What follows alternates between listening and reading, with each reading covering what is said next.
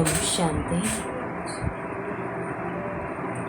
आज खुशनुमा जीवन सीरीज़ में आज का हमारा टॉपिक है अवॉइड 3C फॉर हैप्पीनेस। कौन से वो 3C हैं जो हमें अपनी ज़िंदगी से अवॉइड करने चाहिए, आज हम उनको जानेंगे और उस पर वर्क करेंगे। पहला है नो कलेक्शन। हमारी खुशी तब कम हो जाती है जब हर पल हमारे अंदर ये चलता है कि मुझे ये चाहिए, ये चाहिए, ये चाहिए, जिसे हम आध्यात्मिक भाषा में कहते हैं कि इच्छा मात्रम अविद्या जब हम बनेंगे तब हम हैप्पी रह सकेंगे। वैसे कहा जाता है कि इच्छा ही मनुष्य के दुख का कारण है, लेकिन ये भी कहा जाता है कि बिना इच्छा के आप जीवित भी नहीं रह सकते। कोई ना कोई इच्छा है तभी आप जीवित हो। जब इंसान की कोई भी इच्छा नहीं रहती, उसे लाइफ बोर लगती है तो सुसाइड कर लेता है। लेकिन जब किसी की इच्छा है, मुझे ये बनना है, मुझे अपने बच्चों को स्टैंड करना है, मुझे एक बड़ा घर लेना है, मुझे एक बड़ी गाड़ी लेनी है, कोई ना कोई इच्छा है तो इंसान चलता रहता है और उसको पूरा करने के लिए कुछ ना कुछ वो एफर्ट भी लगाता रहता है। लेकिन परमात्मा पिता कहते हैं कि आवश्यकता तो हर किसी की पूरी हो सकती है, लेकिन इच्छा एक राजा की भी पूरी नहीं हो सकती।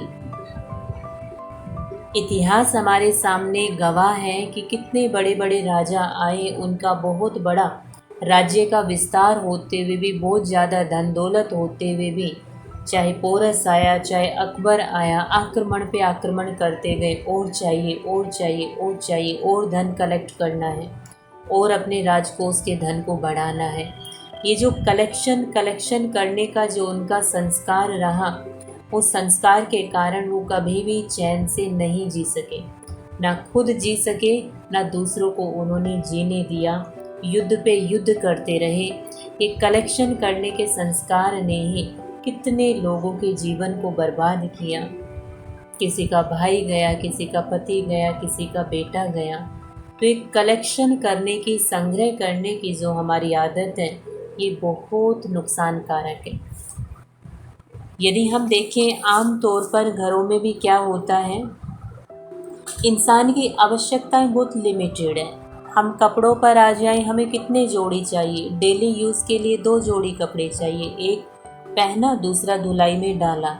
लेकिन हम देखें तो हमारी अलमारियां भरी रहती हैं। हम क्यों कलेक्ट करते हैं कोई भी चीज़? पहले अपने आप से पूछें, हम क्यों कलेक्ट करते हैं? फिर उनको संभालने में हमारा टाइम वेस्ट होता है। उनको रखे कहाँ? घर छोटा पड़ता जाता है, लेकिन चीज़ें बढ़ती जाती हैं। किसी के पास शूज़ का बहुत ज़्यादा संग्रह होता है, जैसे हमारी ड्रेस है वैसे ही फिर हमें स्लीपर चाहिए, सूट चाहिए। ज्वेलरी जैसी ड्रेस है वैसी ज्वेलरी चाहिए। हम संग्रह करते जाते क्यों हम कलेक्शन करते हैं चीज़ों का? ठहर कर अपने आप से पूछें।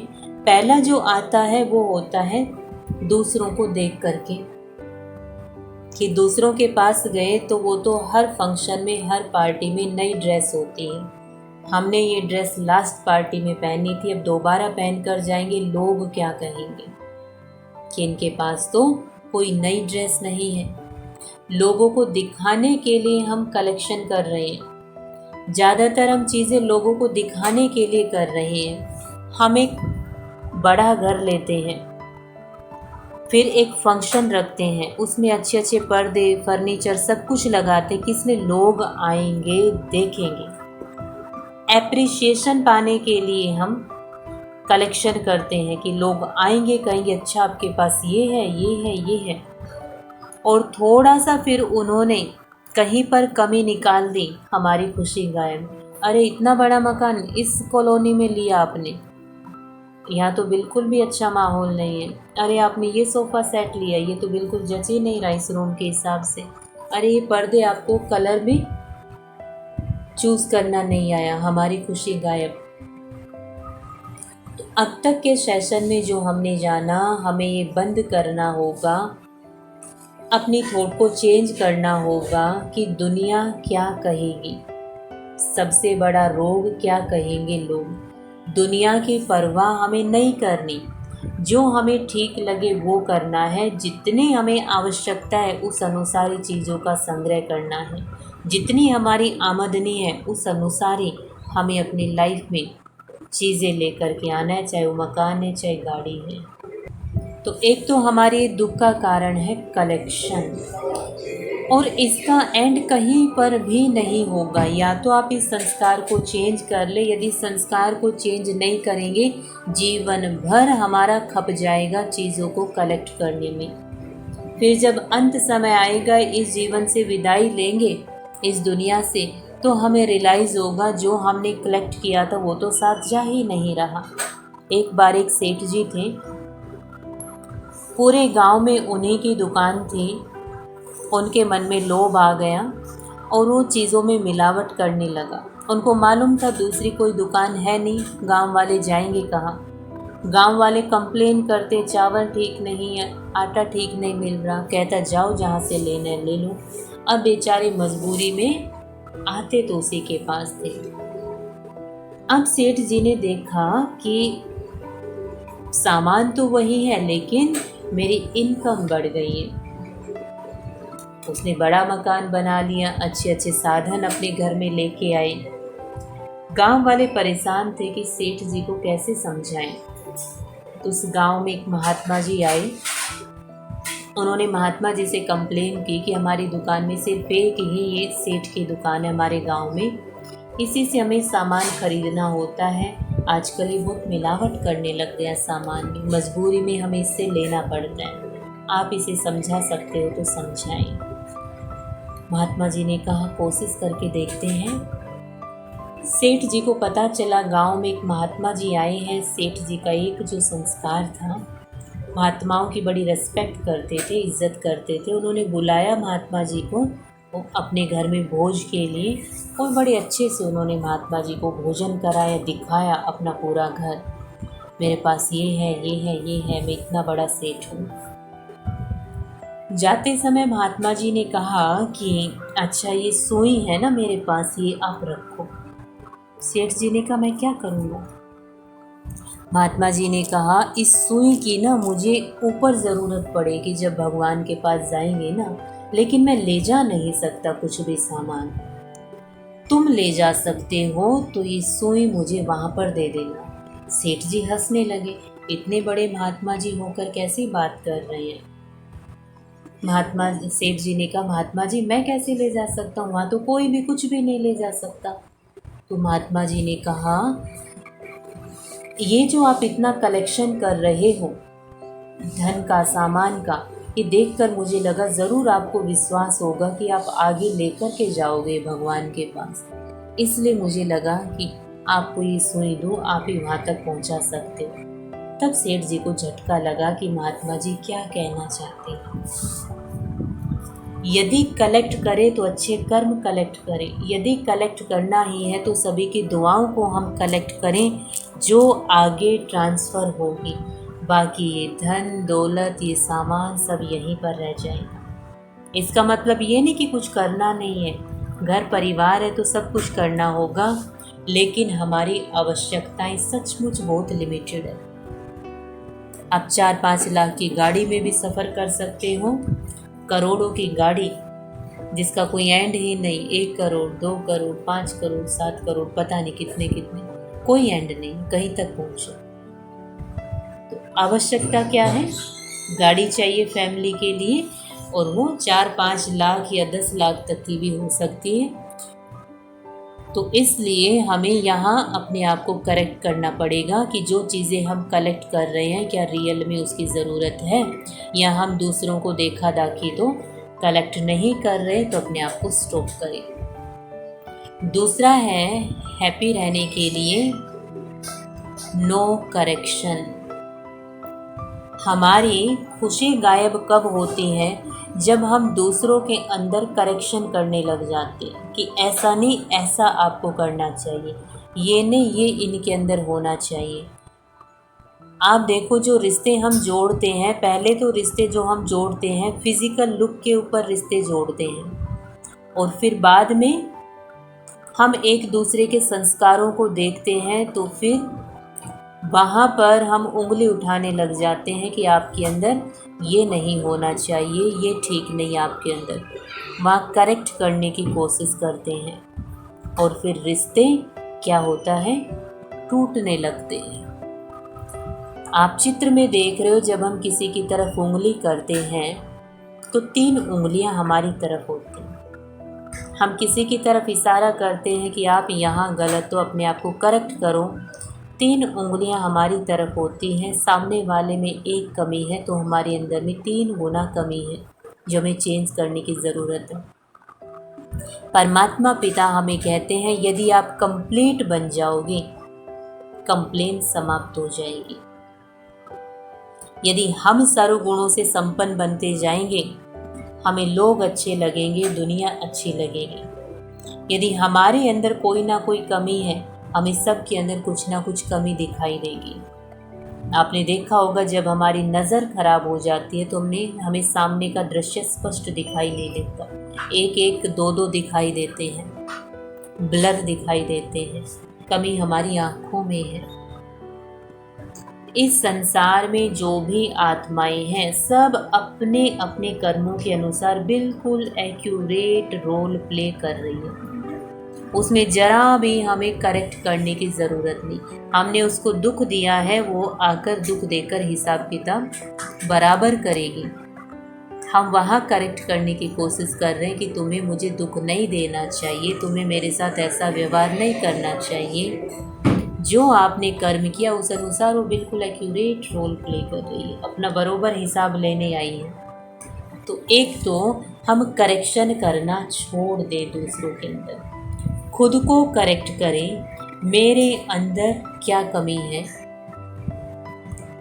मुझे फीलिंग जल्दी आती है, दूसरों के व्यवहार का मेरे मन पर प्रभाव पड़ता है, कहाँ मुझे अपने आप को करेक्ट करना है।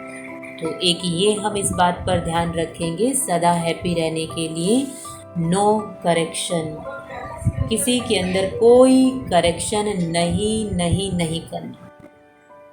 जो रिश्ता जैसे मिला है आप उसे एक्सेप्ट कर लें।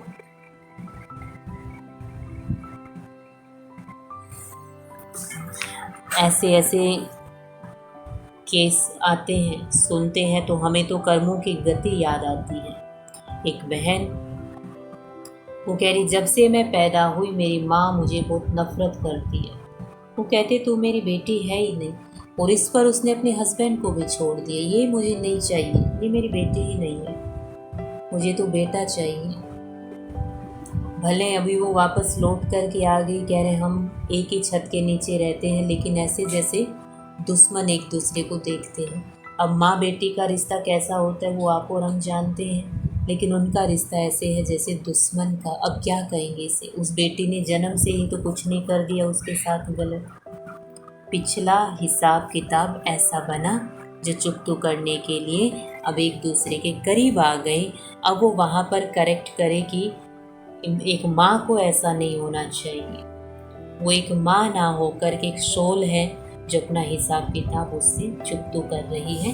तो किसी को हम करेक्ट ना करें, खुद के अंदर करेक्शन करें, खुद को करेक्ट करें, किसी में करेक्शन ना करें कि कभी मैंने इनको दर्द वाली एनर्जी दी है तो अब मुझे इस आत्मा को कई गुना सुख देना होगा, तो हमारा वो हिसाब किताब सेट होगा।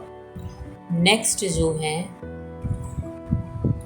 हैप्पी रहने के लिए नो कॉज, कोई कारण नहीं। I am sorry but I was just tired. हम बहुत कारण बताते हैं। कोई काम नहीं करना होता, किसी को हमसे मदद चाहिए होती है, हम कोई ना कोई बहाना कर देते हैं, चाहे वो कोई भी रिश्ता हो। सिंपल लॉ है ये, जो हम दूसरों को देंगे वो डबल होकर लौटकर हमारे पास आएगा। यदि आप किसी को सहयोग दे रहे हो, किसी की मदद कर रहे हो, तो सामने वाला मदद करे या ना करे, लेकिन परमात्मा मदद ज़रूर करेगा। तो कहीं पर भी हम कारण बता करके, कोई बहाना बता करके सामने वाले को, तो हो सकता है हम समझा दें कि रियल में ये कारण था, लेकिन कहीं ना कहीं हमारा वो संस्कार बनता जाता है टालने का। किसी को सहयोग ना देने का, और फिर वो कहीं ना कहीं अलबेलेपन का रूप ले लेता है। तो इसलिए जो काम हमें करना है, परमात्मा कहते हैं कारण को खत्म करके निवारण करो। कोई भी बात है, हम ये संस्कार बना लें कि मुझे कोई कारण नहीं बताना कि मैंने ये काम इसलिए नहीं किया। इसमें हमारा ही फ़ायदा है यदि ये संस्कार हम पक्का करेंगे कि कोई भी काम है, चाहे दूसरों का चाहे अपने का, जब कमिटमेंट कर दी तो करना है। या आप बिज़ी हो, नहीं कर पाते, सीधा बोल दो कि इस प्रकार से शेड्यूल बिज़ी है, नहीं कर पाएंगे। किसी को मझधार में ना लटकाएं। वो हमारे भरोसे रुक गए, अच्छा उन्होंने वायदा किया वो कर देंगे, फिर एट ए टाइम हम एन वक्त पर उनको कहते हैं सॉरी हम नहीं कर पाए, ये कारण हो गया। हमने तो छोटा सा सॉरी बोल दिया, उनका बहुत बड़ा लॉस हो गया, अब वो एट ए टाइम किसको बोलें। तो इसलिए कभी भी कोई भी कारण हम ना बताएं, डायरेक्ट बोल दें हाँ या ना। इसमें हमारा फिर समय पर काम करने का संस्कार बनता जाएगा। अब जैसे सुबह उठने का होता है, भाई बहनों को कहते हैं सुबह जल्दी उठना चाहिए। सुबह उठने से तन को भी मन को भी लाभ मिलता है। अब रोज़ ही आप कारण बताते रहें कि नींद नहीं आती, लेट सोते हैं, नींद नहीं आती, लेट सोते हैं, इसलिए सुबह उठ नहीं पाते। अब क्यों नींद नहीं आ रही है, क्यों आप सही समय पर नहीं सो रहे, उस कारण को चेक करें। खाना आप कैसे ले रहे हो, या कोई बात चलती रहती है जिसके कारण मन डिस्टर्ब होता है, आप सो नहीं पाते हो, क्या कारण है। शरीर में कोई प्रॉब्लम है, उसका ट्रीटमेंट कराएं, उस कारण को ख़त्म करें। सिर्फ ऐसे कारण बताते रहें, ऐसे हमारी ज़िंदगी बीत जाएगी। तो इसलिए कारण पर फोकस करना है, तभी निवारण हो पाएगा। एक डॉक्टर के पास जाते हैं, वो भी बीमारी का तभी निवारण कर पाते हैं जब उसे कारण का पता चलता है किस कारण बीमारी बढ़ रही है। ये ज़्यादा जंक फूड खा रहे हैं, तला भुना ऑयली भोजन खा रहे हैं, जिसके कारण फैट बढ़ता जा रहा है और ये बीमारी बढ़ती जा रही है। उस कारण को ख़त्म किया आपने, अपनी डाइट ठीक की, वो बीमारी ठीक होने लगती। कारण को पकड़ना, क्या कारण है, कई बार कारण को ही हम नहीं पकड़ पाते। इसलिए जब रिलैक्स होते हैं, मेडिटेशन करते हैं, तो पता चलता है कि मन डिस्टर्ब हो रहा है, इसका क्या कारण है। मेरी कोई इच्छा है जो पूरी नहीं हो रही, मेरे अंदर ईगो है, क्या कारण है जिसके कारण हम दुखी हो रहे हैं। मेरे अंदर लोभ है, क्या कारण है जिसके कारण हम अशांत हो रहे हैं। जब हम शांत होते हैं तो कारण को पकड़ पाते हैं। पहले हमें नहीं मालूम था, जैसे जैसे मेडिटेशन में ज्ञान की गहराई में जा रहे हैं ना, उस कारण को पकड़ते जा रहे हैं कि मेरे दुख का कारण क्या है, क्या फीलिंग का संस्कार है मेरे अंदर, ईगो है जो हर्ट हो जाता है, जिस कारण हम डिस्टर्ब हो जाते हैं, तो पकड़ में आता है। फिर उस एक एक कारण को हटाते जाते हैं। जब फीलिंग के संस्कार को ख़त्म करने में, ईगो हमारे अंदर है जिसके कारण अपमान फील होता है, इसको ख़त्म करना है। लोभ है, लोभ के कारण ज़्यादा चीज़ें इकट्ठा करने का संकल्प चलता रहता है, उसके लिए जुगाड़ लगाते रहते, क्या करें कैसे करें। लोभ का संस्कार ख़त्म हुआ, डिस्टर्बेंस ख़त्म हो जाती है लाइफ में। एक स्टोरी सुना करके फिर इस सेशन को पूरा करते हैं। पहले के जो हमारे संत महात्माएं थे, एक छोटी सी कुटिया में रहते थे, परमात्मा को याद करते थे, जंगल के कंद मूल खाते थे, चेहरे पर एक अलग ही तेज था, अलग ही संतुष्टता थी। एक बार एक राजा बड़ा अशांत था, उसने बहुत सारे युद्ध करके अपने राज्य का बड़ा विस्तार किया था, लेकिन फिर भी वो परेशान था। रात को नींद नहीं आती थी। उसने अपने मंत्री से डिस्कस किया, क्या करूं, क्या कारण है, मुझे नींद नहीं आती, समझ में नहीं आ रहा। तब उनके मंत्री ने सुझाव दिया कि महाराज, अपने नगर के पास जंगल में एक महात्मा जी रहते हैं, उनके पास जो भी जाता है शांत होकर के आता है, आप भी उनके पास जाइए।